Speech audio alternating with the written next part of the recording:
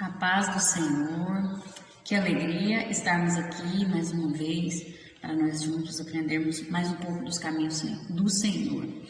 Eu sou a Kellen Cristina, professora da Escola Bíblica Dominical na Igreja Assembleia de Deus, Ministério Madureira, Campo de Turvânia. Meu pastor presidente é o pastor Wida Marques Luiz de Oliveira e sua esposa, a pastora Arlene Gonçalves, para quem eu deixo um forte abraço.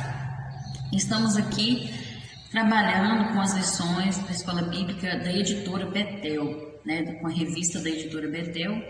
A Madureira trabalha com essas revistas e estamos no terceiro trimestre de 2021 com o tema Triunfando sobre as Batalhas e Adversidades da Vida. E tem sido muito edificante, muito abençoado mesmo, Tenho aprendido muito aqui, tenho certeza que você também tem aprendido.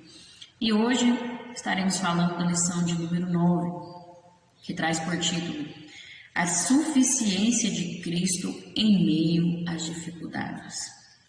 O texto áureo vai nos dizer assim: posso todas as coisas naquele que me fortalece. Filipenses 4:13.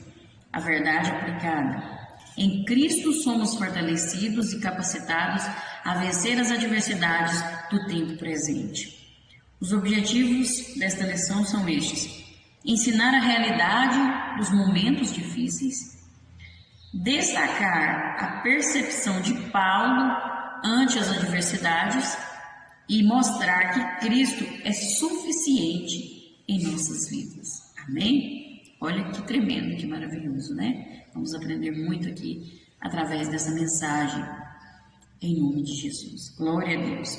E os textos de referência se encontram ali em Filipenses capítulo 4, o versículo 10, os versículos 10, 11, 12 e 13, Mas leia todo o capítulo 4, leia o livro de Filipenses, Eu sempre falo, leia a palavra de Deus, medite na palavra de Deus, porque ela é o nosso manual, ela é aquela que nos fortalece, ela é aquela que aumenta a nossa fé.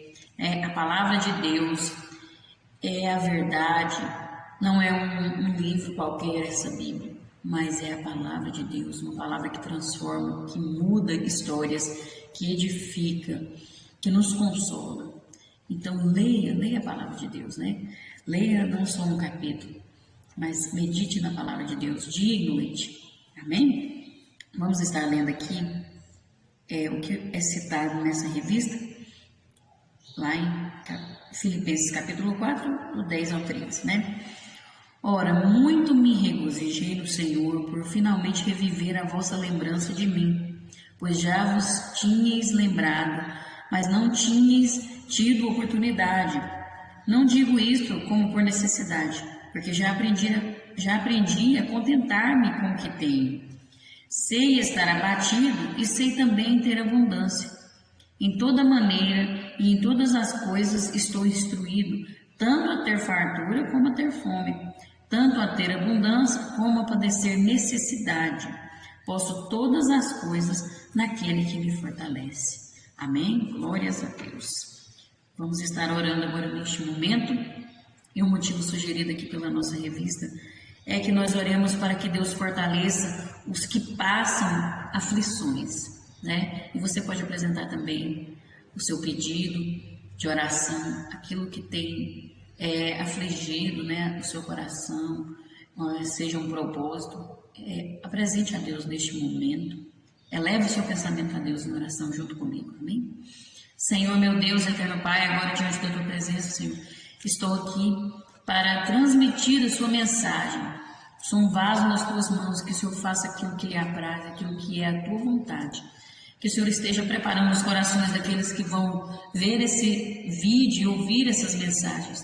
Que o Senhor esteja dando entendimento, iluminação do Espírito Santo sobre essas vidas para que entendem esta palavra e que essa palavra germine em seus corações e produza vida e vida em abundância, que possamos praticar aquilo que temos aprendido em nome de Jesus. Meu Deus, eu intercedo agora em favor daquelas vidas que estão passando por um momento de aflição. Senhor, nós estamos aqui neste mundo e não tem como evitar passarmos por momentos de aflições, por tempestades, mas precisamos entender que é tudo passageiro, que nós vamos passar e vamos alcançar a vitória em nome de Jesus. Visite essas vidas agora, dê vitória, Senhor, esteja fortalecendo para que possam passar pelas provações e que possam no final glorificar o teu santo nome e testemunhar, que através das nossas lutas, das nossas aflições, nós possamos alcançar mais vidas para o teu reino, dar testemunho daquilo que o Senhor tem feito e que possamos glorificar o teu santo nome. Eu peço que o Senhor esteja visitando cada pessoa agora que está passando por um momento difícil, esteja fortalecendo a sua vida e dando vitória em nome de Jesus. Amém. Glória a Deus. Amém? A introdução vai nos dizer assim: é diante das adversidades que o verdadeiro cristão tem um entendimento mais amplo sobre o que é essencial e indispensável para a sua vida, bem como uma excelente oportunidade de testemunho para edificar os outros. Olha que tremendo isso, né? Nós vamos ver no tópico 1 a realidade dos momentos difíceis. Enquanto estivermos neste mundo caído, as adversidades farão parte da vida do crente fiel. Contudo, elas não servem para nos parar, e sim para que o plano de Deus seja manifesto. Aleluia, glória a Deus. Tem que ter uma visão espiritual, né? Está sempre buscando o direcionamento, né? A compreensão do Espírito Santo para compreender isso aqui. 1.1, resultado da realidade do pecado. A Bíblia nos relata a entrada do pecado na história humana. Lá em Gênesis capítulo 3, nós vemos como que o pecado entrou no mundo, né? Através da desobediência do ser humano. E as consequências desse pecado, do pecado na criação, trouxeram um mal sem precedentes, né? Um mal que atingiu toda a humanidade. Até os que ainda vão nascer, toda a natureza também foi afetada. Então, toda a humanidade, o planeta foi afetado por causa do pecado. E o sofrimento que existe sobre a humanidade, que nós passamos aqui nessa terra, angústias, aflições, doenças, todo tipo de sofrimento, tem a sua causa primordial ali no pecado de Adão. Aí você vai começar a murmurar às vezes, vai falar, por que Adão fez isso e Eva, né? A culpa é de Adão e Eva, se eles não tivessem feito isso, seria muito melhor. Mas para pensar, se você estivesse no lugar deles, né? Talvez você até se acha melhor, pensa, eu faria diferente, né? Eu seria diferente. Olha, eles eram os primeiros seres humanos na Terra, sem conhecimento algum, né? Apenas aquilo que Deus lhe deu, né? Assim, não tinha conhecimento bem do mal, entendeu? Eram inocentes, né? E tem um contexto. Você não estava lá, eu não estava lá, né? Então a gente não pode ficar julgando e falando, porque qualquer ser humano no lugar deles faria a mesma coisa, tomaria a mesma atitude, porque isso é do ser humano, é do ser humano. Não somos perfeitos, somos falhos, né? Então não podemos julgar, né? Temos que parar com isso, de julgar as pessoas, de querer culpar as pessoas, né? Admitir os nossos próprios erros e seguir em frente, buscar ser melhor, né? E aí nós vamos entender que o sofrimento vem desse pecado, né? Desde o princípio, em toda a história vemos sofrimentos, vários tipos de sofrimento, e é resultado desse pecado, né? Então não é possível negar a realidade do pecado, porque tanto o injusto quanto o justo sofrem pelas consequências do pecado, né? Por exemplo, o ser humano era para ser imortal, mas devido à desobediência, né, o ser humano passa a ser agora mortal, tem um tempo de vida, ele é finito, né? Então, tanto o justo como o injusto padece, por causa disso, vai morrer, né? Tem as doenças, tanto o justo como o injusto passa por doenças, passa por tribulações, né? Todos que vivem nesse mundo passam pelas mesmas tribulações, né? Dificuldades, e nós temos que falar sobre isso, Às vezes é difícil, é chato falar de pecado, né? Ninguém gosta, mas temos que falar do pecado sim. A palavra de Deus nos orienta a isso, que nós temos que falar do pecado e nós temos que apresentar a solução do pecado, né? Somos pecadores, não tem como negar isso, porque nós somos pecadores por natureza humana, porque nós nascemos em pecado, e também tem o pecado por prática, é aquele que vive em pecado, vive praticando o pecado, né? Ele não domina a si mesmo, ele não quer dominar, ele quer viver em pecado, é o pecado que domina ele. Então, não tem como negar isso. Toda a humanidade está debaixo do juízo de Deus, né? Então, nós temos que falar o que é realmente. Existe o pecado, sim. Não adianta querer falar assim, a pessoa sofreu tanto na vida, né? É consequência do sofrimento, é consequência do que ele passou, né? Muitos estão querendo falar que pecado não é mais pecado, mas pecado continua sendo pecado. Existe o pecado, não tem como fugir disso, né? E todo o sofrimento que nós passamos nessa terra é consequência do pecado de Adão e Eva. E se nós vivermos uma vida de pecado, aí nós sofremos muito mais, porque nós não temos a presença de Deus nas nossas vidas, né? Temos que entender isso. Enquanto Jesus não voltar, não vai acabar esse sofrimento. Só depois que ele voltar é que nós vamos ver a manifestação dos filhos de Deus, e aí tudo vai acabar, o pecado será destruído e Satanás será destruído e vamos ter nossa vitória. Por isso é que nós devemos almejar a volta do Senhor e dizer sempre Maranata. Nós devemos apressar a vinda do Senhor. A palavra de Deus fala isso. E como nós fazemos isso? Não é só gritando Maranata, Maranata, não.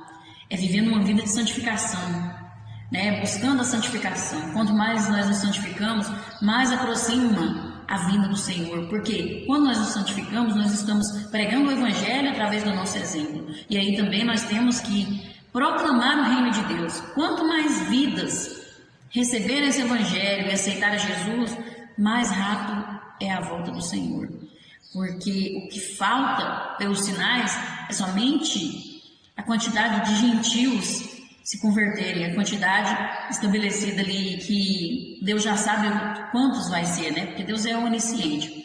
Não é que existe a predestinação, mas é porque Deus sabe quem é que vai se converter e quem não vai. Porque Deus sabe todas as coisas, até o que ainda vai acontecer. Então, precisa acontecer a plenitude dos gentios, né?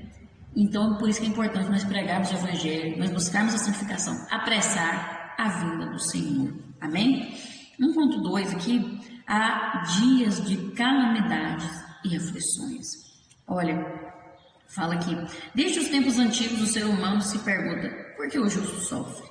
O livro de Jó é a resposta do Antigo Testamento para essa pergunta.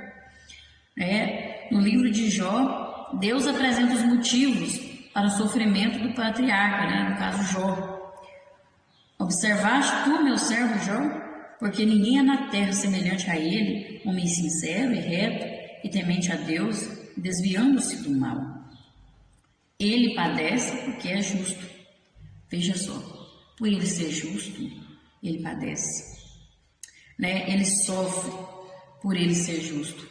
Enquanto nesse mundo estivermos, vai acontecer isso. Quanto mais você busca a santificação, mais você vai sofrer no sentido de aprimoramento, no sentido de manifestação de quem é Deus, e nós vamos entender isso. O salmista também questiona a Deus acerca da causa da prosperidade do ímpio e do padecimento do justo.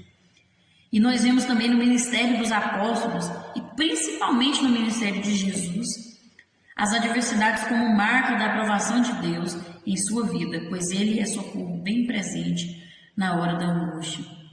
Olha só isso, até em Jesus. Ele passou por adversidades, foi a marca, né? A marca da aprovação de Deus. É necessário, né? Vai ter dias de calamidades e aflições. É necessário passarmos por isso. E nós vemos que no Antigo Testamento, Deus estabeleceu as bênçãos para todos aqueles que obedecem a sua palavra e maldição para aqueles que descumprirem as suas exigências. Nós vimos isso lá no Velho Testamento. Aí vem a pergunta, e quando o justo padece? Né? Ele estava seguindo certo, ele estava vivendo conforme a palavra de Deus, conforme a orientação de Deus, mas ele está padecendo, ele está sofrendo, está passando por uma enfermidade, né? Mas nós temos que entender que nem sempre sofremos por causa do pecado individual, mas nós sofremos por causa da consequência do pecado original, né? O pecado de Adão e Eva, né? Vivemos uma vida longe do pecado, sem praticar o pecado, mas nós somos pecadores por causa do pecado de Adão e Eva. Então, temos que entender isso, né? Quando o sofrimento, você vai passar pelo sofrimento. Os melhores heróis da Bíblia passaram pelo sofrimento, mas olha o que Deus diz para nós: Deus limpará de seus olhos toda lágrima, e não haverá mais morte, nem pranto, nem clamor, nem dor, porque já as primeiras coisas são passadas. Vai chegar um dia que o sofrimento vai acabar. A palavra de Deus fala: o choro pode durar uma noite, mas a alegria vem pela manhã. E nós fazemos uma conexão desse versículo com a palavra de Deus, que diz que lá não vai haver noite, né? O choro dura a noite inteira, mas lá o sol sempre brilha. Lá no céu não vai haver noite, ou seja, você não vai ter mais sofrimento, você não vai sofrer mais, padecer mais, mas vale a pena. Nós sofremos por amor a Deus, vale a pena, porque através do nosso sofrimento muitas vidas são transformadas, através da nossa luta o nome de Deus é glorificado. Então nós precisamos passar por tudo isso, faz parte da nossa vida. 1.3, momentos difíceis são leves e momentâneos. Apesar do tema da aflição e das provações ficarem aberto no âmbito do Antigo Testamento, o Novo Testamento nos revela o propósito e sentido das provações na vida do justo. O apóstolo Paulo afirma que as nossas provações são leves e passageiras, enquanto que no Antigo Testamento ainda estava se construindo uma teologia do porvir, né? Jesus nos apresenta uma nova realidade, a realidade da vida eterna e da vitória sobre a morte e sua ressurreição. Com isso nós entendemos que ali no Antigo Testamento mostrava que o ideal era a prosperidade material, longevidade, a descendência multiplicada. Mas no Novo Testamento nós vamos ver algo além dessa realidade, muito além do material, muito além do aqui na terra, do terreno. Mas nós vamos ver que a nossa esperança não está nas coisas passageiras desta vida, porque essas coisas aqui, prosperidade material, descendência, são coisas passageiras. Mas no Novo Testamento nós vamos aprender que a nossa esperança está na ressurreição de Cristo, na vida eterna. E mesmo que lá no Antigo Testamento ensinavam que o principal ali era a prosperidade material, né? O ideal da vida era isso. Nós vemos os heróis do Antigo Testamento, grandes homens ali, que muitas vezes corriam risco de morte, como Daniel foi à cova dos leões, os amigos dele, outros que correram risco de morte, mas não negaram a Cristo, não negaram a Deus, foram fiéis até o fim, porque amavam a Deus e prezavam pelo que era eterno. Veja que eles já apontavam para a eternidade, né? Então isso é tremendo, né? Eles não olhavam para as coisas dessa terra. No Velho Testamento, né? Eles viviam esperando uma pátria celestial. Eles sabiam que tinha algo maior, tinha algo melhor do que as coisas dessa terra. E isso é maravilhoso, né? E hoje nós temos a esperança da ressurreição de Cristo, que Jesus Cristo ressuscitou, venceu a morte, venceu o pecado, para que nós possamos alcançar a vida eterna, né? Somente na ressurreição de Jesus o crente pode ter esta esperança. Nós vimos que no Antigo Testamento as bênçãos se resumiam a esta vida, pois a morte ainda não tinha sido vencida por Jesus. E mesmo assim, eles tinham uma visão espiritual, né? Muitos homens de Deus, né? E aí, no Novo Testamento, Jesus vem apresentar uma realidade muito mais abrangente de bênçãos, de plenitude, muito mais além do que só o material, do que só essa terra aqui, né? Veja que tremendo. O Novo Testamento apresenta grandes bênçãos que podemos desfrutar, como fazer parte da família de Deus, a comunhão com o Senhor e a promessa da vida eterna. Então, mesmo que nós passarmos por dificuldades, por provações, vai valer a pena se permanecermos em Cristo Jesus. Né? Hoje nós temos que viver como novas criaturas, porque Jesus Cristo morreu, ressuscitou para nos dar a vida eterna, para algo melhor, para acabar com esse sofrimento que o pecado trouxe até nós. Amém? Tópico 2, Paulo e a igreja em Filipos. A comunidade de Filipos foi uma das igrejas levantadas pelo apóstolo Paulo que mais lhe ajudou e se aproximou dele. Nós vamos ver aqui no 2.1 um início com variedades e contrastes, né? Teve um início ali. Aqui vai dizer que, segundo Raymond Brown, a evangelização de Filipos é caracterizada por 4 cenas. Primeiro, a conversão de Lídia, né? Nós vemos ali, se você ler lá em Atos 16, do 13 ao 15. Segundo, a expulsão do demônio de adivinhação, né? Que foi aquela mulher que ficava atrás deles falando que eles eram homens de Deus e tinha um demônio de adivinhação que dava dinheiro para aquele povo, e devido a eles terem expulsado o demônio dessa mulher, nós vamos para o terceiro ponto aqui, terceira cena aqui que caracteriza a evangelização de Filipos, que foi devido a eles terem expulsado o demônio e aquela mulher dava dinheiro para aqueles homens, eles vão presos, né? Vão ser presos, e aí acontece a libertação milagrosa da prisão, que quando eles cantavam, eles foram libertos daquela prisão, né? Paulo e Silas, todos conhecem essa história. Se você não conhece, leia ali em Atos capítulo 16. E a quarta cena, a vindicação junto às autoridades, porque eles foram presos sendo cidadãos romanos também, né? E não poderia acontecer aquela prisão, aquele sofrimento que eles passaram. Mas já era permissão de Deus, nós vamos entender. E em Eclesiastes 3, nós vamos falar sobre o tempo, que há tempo para todas as coisas debaixo do céu, e ali mostra que a nossa vida é repleta de momentos. Há tempo de chorar, há tempo de sorrir, há tempo de morrer, há tempo de nascer. Então, nossa vida tem momentos, né? Tem, como foi aqui, variedades e contrastes, como foi Paulo com essa igreja de Filipos, né? Assim como as estações do ano, a vida do ser humano é caracterizada por momentos bons e momentos de dificuldades. Somos nós que qualificamos as experiências da vida.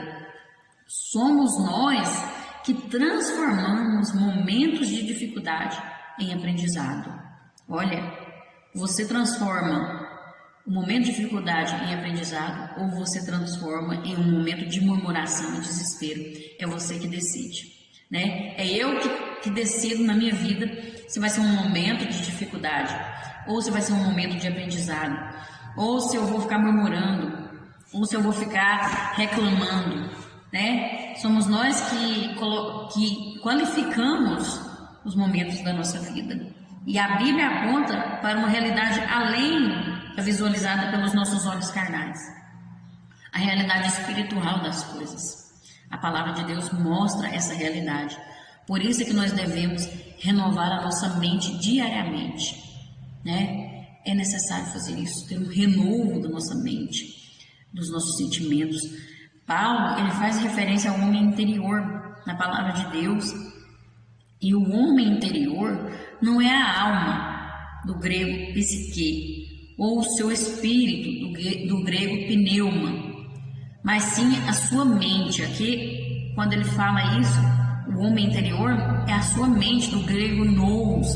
E segundo o dicionário de Strong, a mente é responsável pela faculdade de perceber e entender. Ela julga os fatos, ela os percebe a partir de um ponto de vista. É o entendimento que você tem, né, diante de uma situação. É como você julga a situação. É como você compreende. É a mente, né? Então, cabe a cada um de nós olhar a realidade das nossas vidas, olhar a situação que estamos vivendo, olhar seja a adversidade ou não, uma bonança, mas a partir de uma mente transformada, a mente de Cristo. Se você estiver com a mente de Cristo transformada, né? Porque quando a mente de Cristo passa a viver em nós, a nossa mente é transformada. Se nós estivermos com essa mente, a visão que nós temos é totalmente diferente. né? Passamos pelas tribulações vendo o propósito de Deus, porque Deus tem propósito nas tribulações. Deus tem propósito em tudo que nós passamos nessa terra. E aí você compreende, você tem discernimento. Por isso é importante a renovação da mente. Veja que tremendo, que possamos ter a mente de Cristo em nossa vida. Amém? E nós vamos ver aqui no 2.2, contexto da carta aos Filipenses. A carta aos Filipenses é considerada pelos estudiosos como uma das cartas da prisão, né? Paulo escreveu muitas cartas estando preso, né? Robert Grund afirma que as seguintes epístolas de Paulo, Efésios, Filipenses, Colossenses e Filemão, são denominadas de cartas do cativeiro, porque ele escreveu essas cartas quando ele estava preso, na prisão que ele escreveu essas cartas. E veja, ele estava ali preso, né? Um dos períodos que ele ficou aprisionado foi em Cesareia e outro foi em Roma, quando ele esperava para ser julgado. E nós vemos ali que ele interpretava os eventos acontecidos a ele, como por exemplo prisão, né? Ele preso, ele via como algo positivo. E ele escrevia cartas de fortalecimento para as igrejas. Olha, ele estando preso, ele escrevia cartas de encorajamento para as suas igrejas, né? Para aquelas igrejas que ele era pastor. Ele percebia um propósito maior na sua aflição.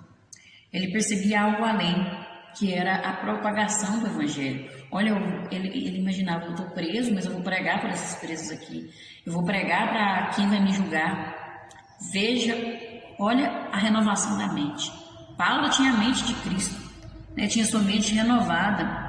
E muitas vezes não sabemos por que estamos passando por certas adversidades, por certas aflições. Nossa, por que eu estou passando por isso? Você não entende, você não compreende o porquê disso ou daquilo, né? Como uma enfermidade, como um problema financeiro ou um desemprego. Mas Deus tem um propósito para todas as coisas. Deus tem propósito. Entenda isso, né? Olhe com a mente de Cristo, compreenda com a mente de Cristo. Assim como Paulo, né? Porque Deus tem um propósito, né? Muitas vezes somos acometidos por aflições por causa do Evangelho, para que o Evangelho de Deus cresça, para que seja proclamado o reino de Deus, muitas vezes, né? Para que a vontade de Deus se cumpra e mais pessoas venham ao conhecimento do Filho de Deus. E isso é tremendo, né? Maravilhoso. Né? Um bom exemplo de como Deus utiliza situações adversas para o seu propósito está na prisão de Paulo e Silas em Filipos, né? Eles expulsaram o demônio daquela mulher, fizeram um ato de bondade, libertaram aquela mulher, né? E foram presos, foram açoitados e presos, né? Por fazer o bem. Mas Deus tinha um propósito. Deus tinha um propósito, porque quando houve a libertação deles ali, aquele carcereiro tentou um suicídio, porque ele pensou, agora eu perdi meu emprego, agora eu vou ser condenado, eu vou sofrer. Mas eles falaram, não, nós estamos aqui. E pregaram o evangelho para aquele homem e toda a sua família foi salva, né? Ele foi salvo e a sua família. Olha, a salvação chegou para aquela vida, para aquela casa, né? Mas se Paulo e Silas não tivessem ido para aquela prisão, talvez aquele homem nunca iria saber o Evangelho de Jesus. Então Deus tem propósito, né? Existia um propósito maior ali, que era a salvação daquela família. Muitas vezes nós não entendemos o sofrimento, a adversidade, mas é porque Deus tem um propósito maior para todas as coisas. Você pode ter certeza disso. E Deus está no controle. Deus nunca perdeu o controle da sua vida. Deus nunca perdeu o controle de nada. Ele está no controle. E Ele tem propósito. Amém? Basta nós olharmos com a mente de Cristo, uma visão espiritual, e vamos compreender o agir de Deus. No 2.3, regozijo no Senhor. Aí nós vemos que Paulo, ele estava preso, esperando o seu julgamento. E ali naquela prisão, ele falava para o povo se alegrar, né? Ele escrevia cartas de encorajamento para que se alegrassem no Senhor, para que se alegrassem em servir a Deus. É até estranho, né? Que contexto é esse? Um homem preso, esperando para ser julgado, correndo risco de morte, né? Sendo quantas vezes açoitado, mas ele falava: se alegrem, olha isso. É difícil de entender, né? Essa alegria que Paulo tinha no sofrimento em nome de Cristo. Mas essa dificuldade de nós entendermos isso nos mostra o quanto nós estamos distantes do ideal desejado da compreensão da mensagem do Evangelho. Quando não compreendemos isso, nós vemos o quão nós precisamos aprender ainda. Que a realidade do Evangelho de Jesus é se alegrar no sofrimento. Não é se alegrar no sofrimento do próximo, como muitos aí estão fazendo, mas é se alegrar no sofrimento em nome de Jesus, em nome de Cristo, né? Se alegre por sofrer por Jesus. Se você está sofrendo por Jesus, em ser justo, se você está buscando a santificação, está passando por lutas, se alegre, porque o Senhor está fazendo algo na sua vida e está fazendo algo através da sua vida nas pessoas. Você vai ver o quão é maravilhoso ver pessoas se convertendo, ver pessoas aceitando Jesus. Essa é a recompensa nossa. É tremendo, aleluias, glória a Deus. O apóstolo Paulo, ele conseguia entender que aquele sofrimento servia para um propósito maior do que ele mesmo, né? E em uma sociedade em que nós vivemos, onde cada um só pensa em si mesmo, em prosperidade financeira, em triunfalismo, em estar mais acima do que os outros, né? A mensagem do Evangelho, no meio dessa sociedade, é um escândalo. Infelizmente, mas é essa mensagem que salva, é essa mensagem que transforma, e nós temos que escandalizar mesmo, nesse sentido, que vamos escandalizar, vamos pregar esse Evangelho, essa mensagem que transforma vidas, aleluias. É muito tremendo ver como que alguém pode convidar o outro a se alegrar, mesmo estando preso, né? Mesmo passando por dificuldades financeiras, doente, quando perde um ente querido, quando passa por perseguições, quando é injustiçado. É meio sem um entendimento, mas é isso que acontece. Talvez você não entenda, mas é na hora da tribulação que nós temos que convidar, que nós temos que consolar as pessoas. Deus nos chama para isso. E as pessoas vão olhar e falar: mas como que está acontecendo isso? Aquela pessoa está alegre, aquela pessoa está me falando que é para me alegrar, mas ela está passando por isso e isso e isso. Não, eu quero servir esse Deus. Eu quero esse Deus na minha vida, eu quero ser crente. É isso que Deus faz. Nós temos que nos alegrar em sofrer por amor a Deus, em padecer. Né? Jesus mesmo declarou as bem-aventuranças, né? E ele faz essa comparação de que todos aqueles que são pobres de espíritos, que choram, os mansos, que têm fome e sede de justiça, os misericordiosos, os limpos de coração, os pacificadores, os perseguidos, são bem-aventurados. E o que quer dizer bem-aventurado? Feliz. É feliz quem passa por isso, por amor a Deus. Os que choram por amor a Cristo. Os que sofrem injustiça por pregar o Evangelho, por viver uma vida de justiça, por tentar ser justo, por santificar, né, os misericordiosos. Por isso é que Paulo convida, chama aquelas pessoas para se alegrar com ele. E ele nos chama também, através da palavra de Deus, nós temos um chamado para se alegrar, mesmo diante das aflições, porque nós sabemos da promessa da alegria, a promessa que Jesus fez ali nas bem-aventuranças. Paulo sabia disso, então por isso ele chama: vamos nos alegrar mesmo nas aflições, e convidar as pessoas a aceitar Jesus através dessa alegria que nós demonstramos, que é a alegria que conseguimos através do fruto do Espírito. Lá em Gálatas fala isso, né? Então nós temos que viver verdadeiramente essa palavra. Amém? No tópico 3, nós vamos ver a suficiência de Cristo. Cristo é suficiente para satisfazer o ser humano em sua essência, pois ele nos revela aquilo que é indispensável. No 3.1 nós vamos ver aqui, viver com contentamento. Muitos almejam como ideal de vida riquezas materiais, reconhecimento social, posições de destaque, entre outros. No entanto, esperam que tais benefícios sejam dados por Deus sem nenhum esforço ou trabalho. A vida do apóstolo Paulo aponta para uma vida de entrega plena à vontade do Senhor na pregação do Evangelho. Ele se entregava totalmente, ele dava sua vida pela pregação do Evangelho. Ele vivia para isso. Ele afirma que soube viver no muito e no pouco. Veja só, ele viveu todos os contrastes da sua vida, ele soube viver e não deixou a pregação do Evangelho por nada, nada atrapalhou ele de servir a Cristo verdadeiramente. E Jesus, ali no Sermão do Monte, diz assim, fala sobre a nossa condição mínima de subsistência, que Deus provê as nossas necessidades, e diz assim: não andeis cuidadosos quanto à vossa vida pelo que haver de comer, beber ou de vestir, mas buscai primeiro o reino de Deus e a sua justiça, e todas estas coisas vos serão acrescentadas. É a prova de que Deus provê para nós as nossas necessidades. Se nós colocarmos Ele em primeiro lugar na nossa vida, se nós colocarmos a palavra de Deus, o ide de Jesus em primeiro lugar nas nossas vidas, as outras coisas são acrescentadas. E isso é real. Isso é real. Quem vive isso sabe que é real. E é maravilhoso. O ser humano, ele vive à procura de algo.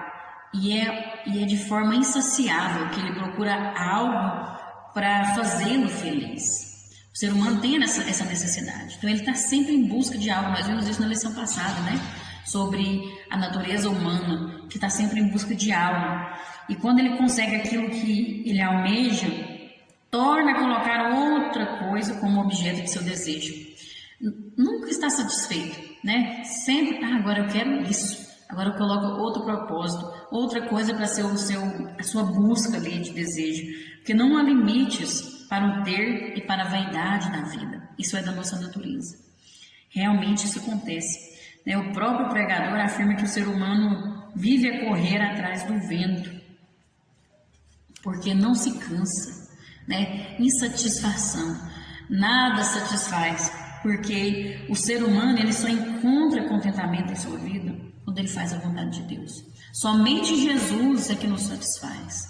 Somente quando fazemos a vontade de Deus, quando nos entregamos verdadeiramente para a obra de Deus, para fazer a vontade de Deus, é que somos completos, nos sentimos satisfeitos, nos sentimos realizados, sentimos realização em nossas vidas. Isso é verdadeiro, porque Cristo é suficiente nas nossas vidas.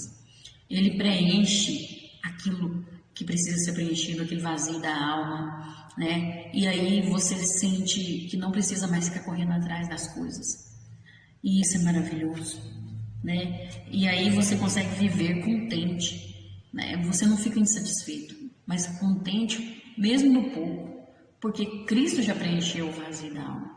E aí vive em contentamento. E nós vamos ver no 3.2, ser fortalecido. Em Cristo podemos passar pela dificuldade ou pela vitória. Por quê? Porque a palavra de Deus fala: posso todas as coisas naquele que me fortalece. Todas as coisas diz, eu passo por dificuldade e passo pela vitória. Mas em Cristo eu sou fortalecido. A palavra fortalece vem do grego, segundo o dicionário Strong, revestir-se de força, receber força, ser fortalecido, crescer em força. É a palavra edinamo, tem esse significado, ser fortalecido, crescer em força. Aqui o apóstolo utiliza o verbo no presente, me fortalece, na voz ativa no modo particípio. Lourenço Stélio Rega afirma que a palavra nessa forma verbal dá uma ideia de continuidade. Olha que tremendo. E nós vemos então que nós não somos somente fortalecidos, mas passamos por um processo de contínuo fortalecimento no Senhor. Oh, aleluias! é em todo instante, é um processo. É um processo de continuidade, isso é tremendo. Né? Nós devemos, com isso, permanecer em Cristo e ser revestido pelo seu poder. É Jesus que nos fortalece diante das adversidades. É nele que nós vamos encontrar forças. Ele disse, vocês vão passar por aflições, eu passei, mas eu venci o mundo, tem de bom ânimo, eu venci. É ele que nos fortalece, né? Mas deve haver uma ação recíproca de estar em Cristo e ser fortalecido nele. Você tem que estar em Cristo. Porque sem ele nós não podemos fazer nada, né? Ele disse, em mim nada podeis fazer. Então, precisa estar em Cristo, ter comunhão com Cristo, né? Vivendo uma vida longe do pecado, uma vida de santificação. Isso é estar em Cristo. E aí você vai passar por um processo de fortalecimento, de revestimento. E isso é maravilhoso, você vai ser fortalecido. E ele também afirma lá em Efésios 6:10, né, Paulo? No demais, irmãos meus, fortalecei-vos no Senhor e na força do seu poder. Então é um processo, né? Nós temos que fazer a nossa parte. Então, darmos lugar para Cristo fazer o impossível em nós, para Cristo nos revestir, nos fortalecer. Porque Ele não obriga ninguém a fazer nada, Ele não é invasor, né?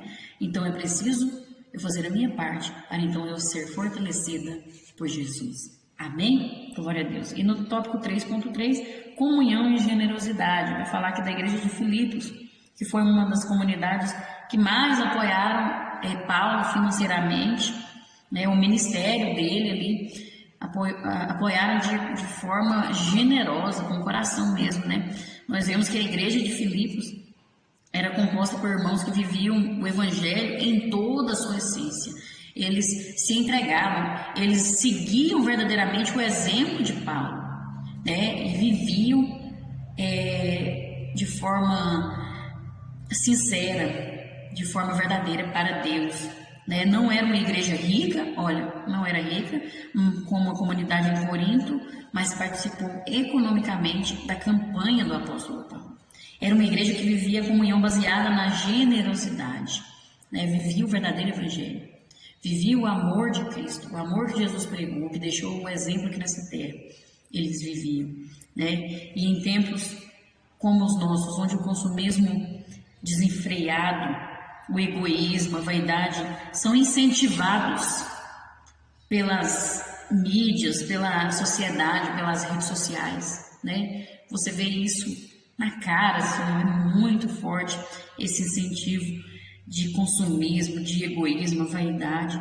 E no meio de tudo isso, o Evangelho de Cristo mostra os seus valores na partilha, na comunhão e na generosidade. No meio de tudo isso, nós temos que apresentar a nossa generosidade, a nossa comunhão como igreja do Senhor, assim como foi a igreja ali em Filipos. Nós temos que ser também. Fazer a diferença no meio dessa sociedade cheia de egoísmo, cheia de vaidade, onde incentiva até as nossas crianças. Misericórdia, nós temos que fazer a diferença. Nós temos que influenciar o mundo e não deixar com que essas coisas nos influenciem, né? A compartilhar, a ter amor ao próximo, a sermos generosos e não sermos egoístas, né? Pensar mais no próximo. A comunhão vivida pela igreja é a expressão da comunhão existente na Trindade divina, né? Porque tudo que o Pai tem, Ele dá ao Filho, né? E tudo que o Filho tem, recebe do Pai. Nosso Deus, Ele nunca está sozinho. Veja que Deus é Pai, Filho e Espírito Santo, né? Um triuno, um ser triuno. E então Ele vive em uma eterna comunhão de partilha e entrega, né? Nenhum é melhor do que o outro. Todos são iguais, têm o mesmo poder, né? Mas são pessoas distintas, mas vivem em comunhão. Deus se manifesta dessa forma para nós aprendermos também a ter comunhão, né? Assim como Ele nos chama para participar e viver uma vida de comunhão e generosidade. Nós temos que seguir o exemplo de Deus, né? Jesus veio também e mostrou o seu exemplo de generosidade, o seu exemplo de comunhão, né? Até com Judas, ele foi generoso, sabendo que ele iria traí-lo, mas ele demonstrou o seu amor. Nós temos que viver em comunhão e generosidade, assim como Paulo ensinou essa igreja a viver. Nós também temos que aprender, assim como Jesus veio e mostrou o seu exemplo, nós também temos que viver em generosidade, comunhão, né? Às vezes, no meio da igreja está dando mais falta de amor, né? Falta de comunhão. Um quer aparecer mais que o outro, um quer fazer mais sucesso que o outro e passa por cima e não está nem aí. A igreja não é isso, não é um show, não é uma empresa. A igreja é o reino de Deus nessa terra. Como que as pessoas não vão olhar para nós e querer aceitar a Jesus e querer servir o nosso Deus dessa forma? Cadê o nosso amor? Cadê a nossa comunhão? Precisamos demonstrar isso. Conquistar vidas para o reino de Deus. Através do nosso exemplo, que o exemplo fala mais do que palavras. Que possamos verdadeiramente viver essa comunhão e essa generosidade que Cristo nos ensina, que Deus nos mostra através da sua palavra. Essa palavra que nos mostra o caminho. Basta nós ouvirmos e praticarmos. Amém? Glória a Deus. E para concluir, diz assim: diante da realidade humana, as adversidades não passarão. Os desejos e anseios não vão passar, mas todo aquele que estiver em Cristo Jesus será fortalecido e será saciado em seu interior, pois Ele é suficiente. Ele é suficiente para suprir todas as suas necessidades e para preencher o vazio da sua alma. Mas esteja nele e Ele estará em você. Amém? Glória a Deus. Deus abençoe a todos que têm compartilhado, que têm curtido, comentado, que se inscreveram nesse canal. Que Deus te recompense grandemente. Você que tem orado, continue orando. Eu agradeço a Deus por todas as vidas que acompanham esse trabalho, que oram. Eu oro por você e peço que você continue orando pelo meu trabalho, pelo nosso trabalho da Escola Bíblica, pelos nossos superintendentes, o pastor Hélio, Luiz Carlos, presbítero Luiz Carlos, todos os irmãos que trabalham ali na nossa igreja na EBD. Ore pelo nosso pastor, pela nossa pastora, sempre ore pela nossa igreja. Nunca deixe de orar pela sua igreja, pelo seu pastor, pelos seus líderes. Isso é muito importante. E Deus abençoe muito grandemente a sua vida, a sua casa e a sua família e te recompense cada vez mais. Deus te abençoe. Amém? E até a próxima, se Deus assim nos permitir e se Jesus ainda não estiver voltado, porque Ele vai voltar, em breve. Amém? Glória a Deus.